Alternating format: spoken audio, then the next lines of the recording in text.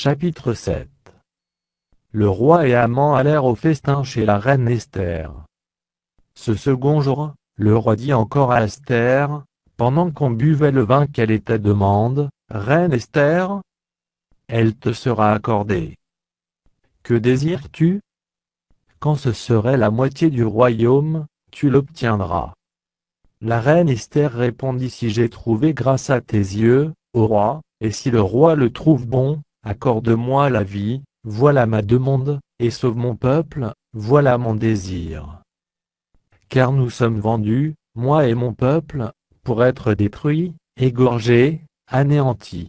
Encore si nous étions vendus pour devenir esclaves et servantes, je me tairais, mais l'ennemi ne saurait compenser le dommage fait au roi. » Le roi Assuérus prit la parole, et dit à la reine Esther, « Qui est-il, et où est-il celui qui se propose d'agir ainsi ?»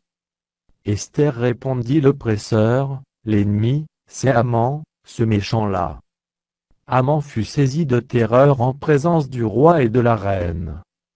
Et le roi, dans sa colère, se leva et quitta le festin, pour aller dans le jardin du palais.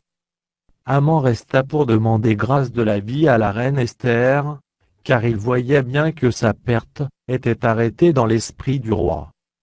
Lorsque le roi revint du jardin du palais dans la salle du festin, il vit Haman qui s'était précipité vers le lit sur lequel était Esther, et il dit, « Serait-ce encore pour faire violence à la reine, chez moi, dans le palais ?» Dès que cette parole fut sortie de la bouche du roi, on voit là le visage d'Haman. Et Harbona, l'un des eunuques, dit en présence du roi, « Voici, le bois préparé par Haman pour Mardochée, qui a parlé pour le bien du roi, est dressé dans la maison d'Haman, à une hauteur de 50 coudées. » Le roi dit qu'on y pende Haman. Et l'on pendit Haman au bois, qu'il avait préparé pour Mardochée. Et la colère du roi s'apaisa.